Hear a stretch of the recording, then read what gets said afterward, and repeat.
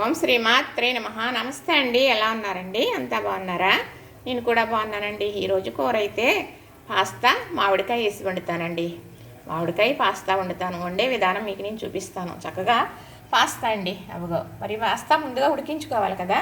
చక్కగా నీళ్ళు ఎసరు పెట్టానండి. చిటికుడు ఉప్పు కూడా వేసాను. ఇదిగో నీళ్ళు మరిగేటప్పుడు పాస్తా వేసాను. పాస్తా అయితే ఉడుకుని ఇది చక్కగా వడబుట్లో పోసేస్తానండి. వాడిపోతుంది. మరి కూర చేసే విధానం చూపిస్తాను. ఇప్పుడు చక్కగా ఒక మీడియం సైజు 2 ఉల్లిపాయలు కట్ చేసుకున్నానా, అలానే 3 పచ్చిమిర్చి కూడా కట్ చేశాను. తగినంత నూనె వేసాను, వేయిస్తున్నానండి. ఈ పులుపు కూర కదా, ఉల్లిపాయ బాగా ఏగిపోని అవసరం లేదు, అలా చీపు వస్తుంది బాగా ఏగిపోతే. ఇది మజ్జిగ ఒక దోర కాకుండా ఉల్లిపాయ అనేది వేగాలంతే, పచ్చి లేకుండా. అప్పుడు మరి ఈ కూర చేస్తాను చూసారా, మనకి ఈ ఉల్లిపాయ ముక్క పులపులు ఆపుకొని మంచి రుచి వస్తుంది అనమాట. అందుకని దగ్గరికి వచ్చింది. ఇందులో వేసి చూపిస్తాను మీకు. ఇప్పుడు ఉప్పు, కారం, పసుపు, అలానే నూరుకున్న మసాలా ముద్ద ఏమేసి నూరానంటే నూరినట్టుగా మిక్సీ పట్టాను అన్నమాట. ధనియాలు, జీలకర్ర, వెల్లుల్లిపాయలు, అల్లం, చిన్న దాసిన చెక్క వేసుకుని కొంచెం అంత ముద్ద చేశానండి. మన కూర చేసినప్పుడు ఇది చేయడం కూడా చూపించాను. అవసరం అనుకుంటే ఆ వీడియో చూడండి, చూస్తే మీకు తెలుస్తుంది. చక్కగా అలా నూరుకున్నట్టుగా కూర ఎంత బాగుండిదో, ఎంత రుచో, ఎంత స్మెల్లో కూర ఎక్కడికో కుంకుమ వాసన వచ్చేస్తుంది. అలాగే వస్తుందండి ఇలా నూరుకుంటే. నేను ఎప్పుడు ఇలా చేసుకుంటాను, రుచి బాగుంటుంది. ఘాట్లు వేసుకుని లవంగాలని అవన్నీ వేసేస్తే ఆ ఘాటు వల్ల అయితే తినలేము. చక్కగా ఇలా వేగుతుందా, మసాలా వేసైనా మంచి స్మెల్ వస్తుందండి.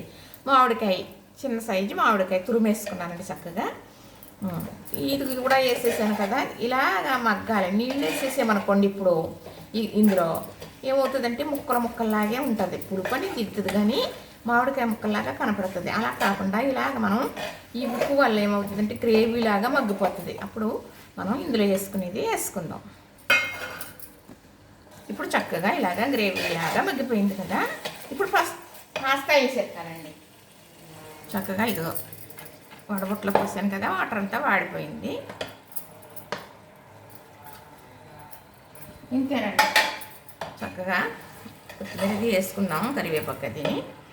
ఇది చాలా బాగుంటుందండి, రైస్కి బాగుంటుంది, అలానే చపాతీకి కూడా బాగుంటుంది. కొంచెం పులుపు ఉంటుంది కాబట్టి రైస్కి అయితే చాలా బాగుంటుంది అనమాట. మామిడికాయ పాస్తా వేసి వండుకోవచ్చు. మరి పాస్తాలో మామిడికాయ కానీ, చింత చిగురు కానీ, మరేమో టమాటా కానీ వేసుకుని వండుకోవచ్చు అండి. చాలా బాగుంటుంది అనమాట. చక్కగా ఇందులో వాటర్ వేయట్లేదండి నేను, ఎందుకంటే మరి పాస్తా ఉడికించుకున్నామా, ఉల్లిపాయ పచ్చిమిర్చి వేగిన తర్వాతే కదా మామిడికాయ వేసి కూడా మగ్గించేసుకున్నాం. కొత్తిమీర అయితే దట్టంగా వేస్తున్నానండి.